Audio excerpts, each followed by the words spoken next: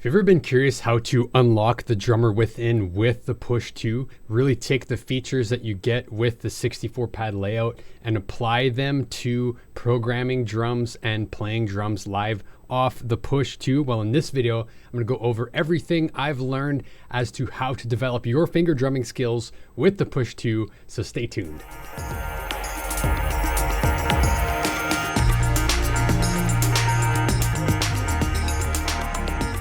Hey yo, it's Alex from Mind Music, and as always with this channel, it's my mission to help you, the artist, produce themselves by developing their mindset, expanding their creativity, and connecting to their inner artist in a deeper way. And in this video, we're going to talk about all things finger drumming with push 2. All right, so are you excited? I'm excited. Let's go ahead and transition to the hands so we can talk about it. All right, so I got my push 2 here. We've got Ableton going, and first and foremost, before we talk about drums, we have to get drum sounds. So let's talk real quick about a few ways you can actually get drum sounds going real quick with Ableton. So if you have Ableton 11 Suite or even the standard version, it comes bundled with a bunch of different kits. So for example, you could simply go add track. Let's go ahead and add a MIDI track, and you can scroll down to this drum section. All right, so if we select drums, there's a plethora of different kits, pre-made kits that we can explore and check out to your heart's content. There's definitely more kits than you'll know what to do with, and they all have a different vibe. So one way we could go is definitely find something we like, hit load, and as simple as that, we have, once it's loaded, we have that drum kit now loaded onto the push 2, right? Easy as that.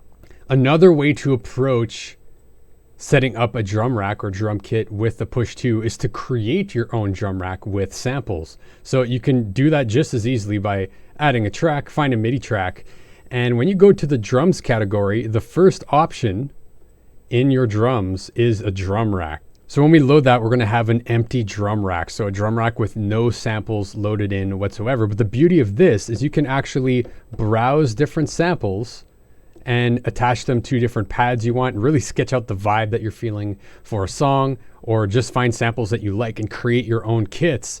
And this is a great way to start finding your own unique tastes and styles, is by creating your own drum racks. So once you have a cell selected, you can simply just go ahead and browse into your drum hits is automatically loaded, and you have all these different samples, these different things we can choose from. So if we go to, I don't know, let's find a snare that we like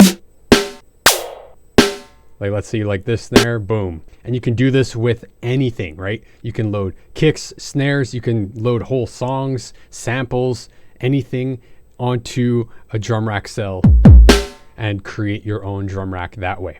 All right, so now that we have a drum kit, if you've chosen one, you've built your own, let's move on to the first thing that we're going to talk about, which is position matters. And what do I mean by that? Is that the positioning of where you line up your samples on the push 2, whether it is where they are relative to each other, or if you use something like color coding and create your own thing, whatever it is extremely important to help you practice your drumming.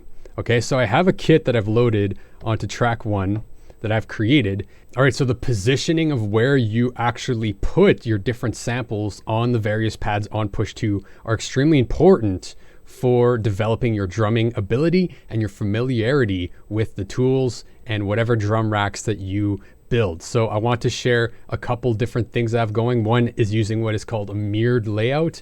Another one is just simply using the 64 pad layout, but just using color coding. So real quick, let's look at what this is. So basically, I only have 8 samples on this kit, and they are a mirror image of each other. Okay, so we have a kick, we have a snare, we have a closed hat, open hi-hat, high tom, low tom, ride cymbal, and a crash cymbal. Okay, so these 8 pads are the exact mirror image of these other 8 pads. So we have 2 of the same kick sample, 2 of the same snare, hats, open hats, so on and so forth. And the reason for this is that you can develop your ability to roll and play like an actual drummer would play.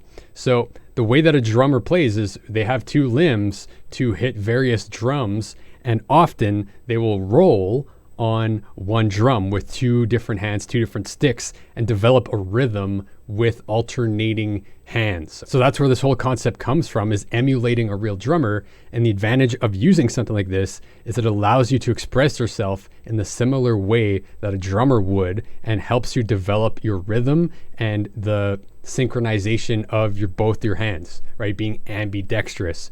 So a quick look at what advantage this brings is that you can do rolls on one drum hit, since there are two different pads playing the same sample, right? So we can do rolls like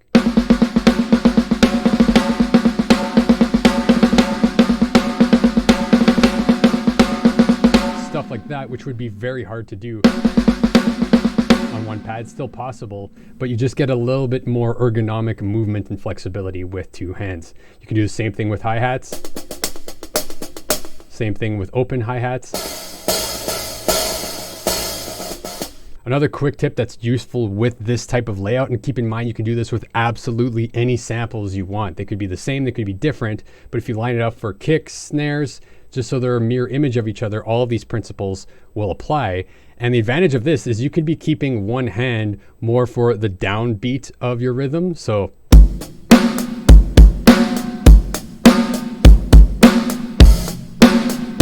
right, you can play a beat with one hand, and you can use the other hand for any off time extra notes that you want to add to a beat. So I could play that same beat and just sneak in off beats with this other hand and really yield some interesting results.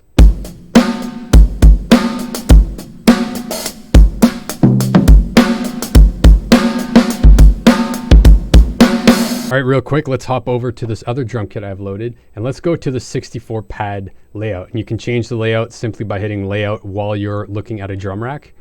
And I have 64 pads here, and you'll notice that they're not particularly arranged in any particular order.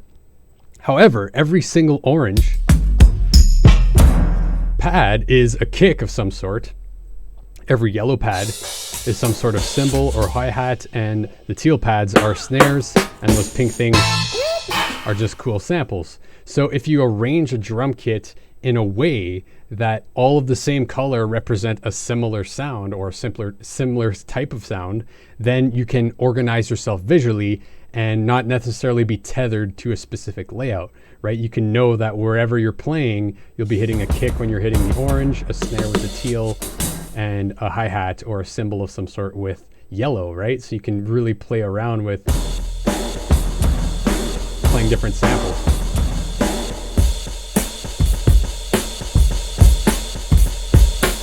So all that to say is that you can definitely take advantage of the color coding of different pads to help you with the layout of your drum kit. You can also play around with the mirror technique, or just create your own instruments that make sense to you so that you have visual reference or just ergonomic muscle memory with a layout for your drum pad. And finally, the last thing to say about this is that to develop your timing with any layout, you're going to want to practice, okay? And you can practice to a click, or you can practice to music that you're making. You can practice to a loop of some sort. All of these things will yield the same result, but practicing to something to really nail your timing will be super valuable.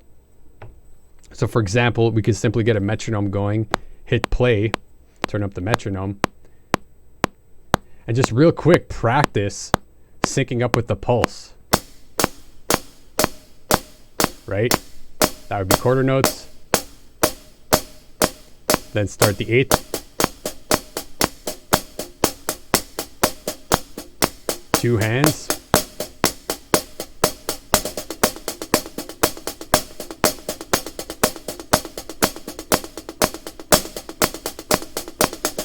Right? And really start developing your timing that way. And we can also practice with putting snares and kicks at different places.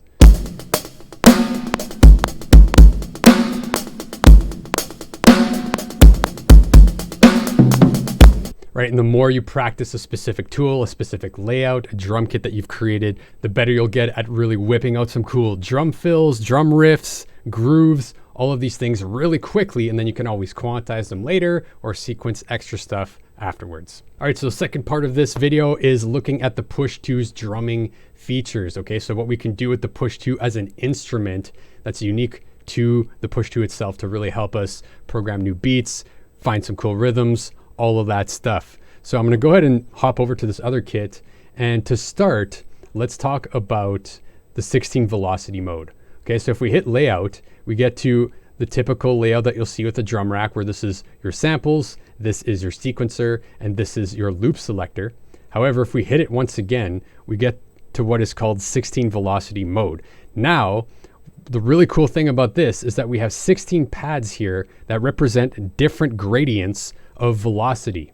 Okay, so for example, if I choose this sample right here, okay, whatever sample you have selected will then be able to be played in 16 different velocities corresponding to these different pads, right? So for example, if I select this sample, I can play it super softly here and get progressively louder as I move up these 16 velocities.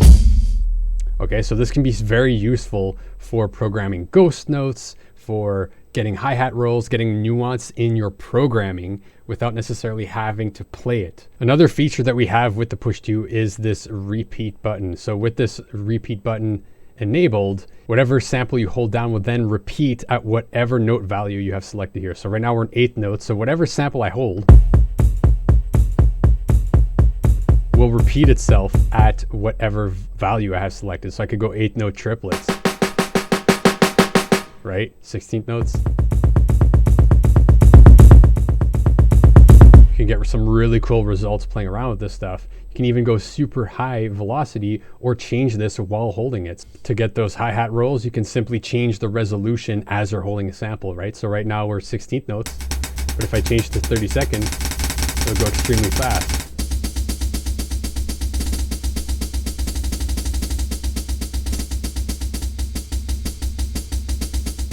All right, and the third part of this video is some editing tips using the Push 2. So again, all of this stuff is so you don't really have to be looking at a computer. You can really get in the nitty-gritty of programming your beats and editing them without having to tediously drag the mouse and all that jazz.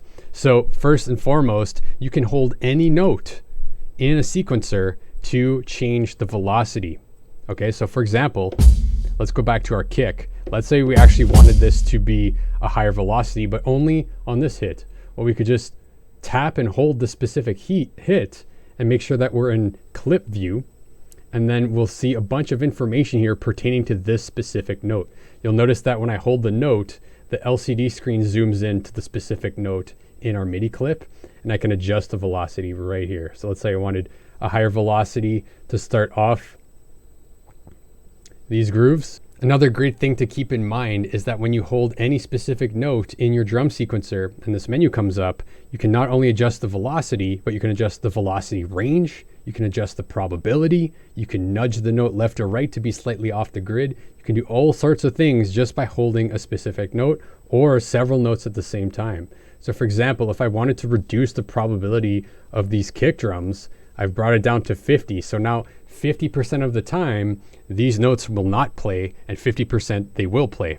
We could do the same thing and add a couple more kicks, hold those notes, and lower the probability to 50 to really add some variation to our groove.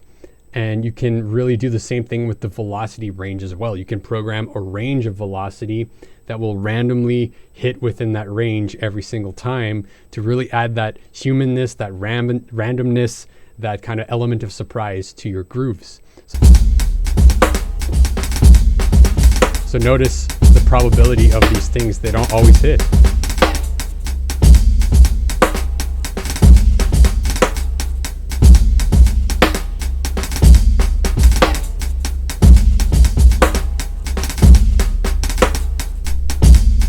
All right, so always keep that in mind. When you're working with the sequencer, you can always hold a note and play around with some of the settings to really bring your beats to a whole other level of nuance and expressiveness. All right, and a final tip that I want to share in regards to building drum racks and finger drumming and all this stuff is a feature called Convert to Drum Rack from Simpler. Okay, so for example, let's go to a sample that we like. So let's find a sample. All right, so let's say we like this sample. You can simply click and drag this audio to any track, and it will automatically populate that track, right?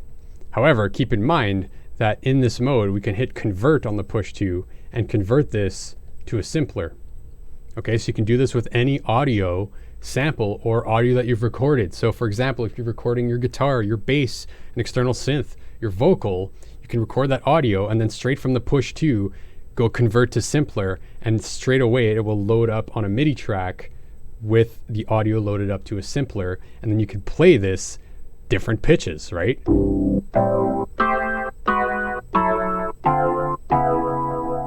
So that's really cool, but the next thing that I want to show you is even better. So for example, in this simpler mode, we can slice these different parts of the sample to our preference. So let's go ahead to slicing, and let's go to transient, and let's turn down the sensitivity.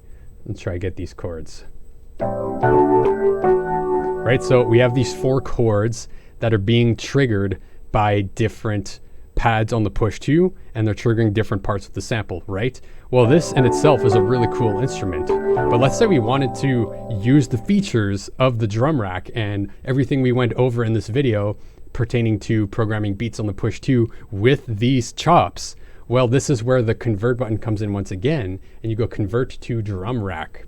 And what this will do is it will take all the slices that you've made, whether you did them manually or you did it automatically, whatever it is, the slices that you made now become different slices in your drum rack. Okay, so this is a great way to create your own drum racks from samples, and then you could pull in a kick drum, you can pull in hi-hats, snares, whatever you want, and create your own drum rack with your own samples baked in, and then you can use the same thing that we went over earlier in this video. We can pencil these in, and then an extra advantage of this is that we can actually transpose all of these different slices individually, since they're their own sample on each cell of the drum rack. So you can really play around with changing the pitch of different parts of slices of one sample with the drum rack, pencil it in, perform it, use the repeat function, all that fun stuff with the push to. Transition. And hey, if you're just getting started with music production and feeling completely overwhelmed by the whole process, or if you've been at this for a while but are having trouble finishing projects, or hey, if you just want to get a glimpse inside my personal workflow, I've created a super easy to follow 7-step framework that helps you go from your very first ideas, arranging a song, editing, mixing, mastering, so you can get to the finish line with your music and get better and better at the whole process as you go through it. And it's super handy to have around the studio as a printout for reference. So if you're interested in grabbing that, you can grab it in the description box below. So if you got value out of this video, go ahead and hit that like button below this video. If you want to stay in tune for the next MetaMind Music transmission, go ahead and hit that subscribe button. And hey, let me know, do you use the push to as an instrument for drumming? Do you use it as a big part of your workflow, or are you more so programming with the mouse or still getting used to the push to? I'd love to know where it fits in terms of your overall workflow in the studio. And with that said, I will leave you and love you, and we'll see you in the next video.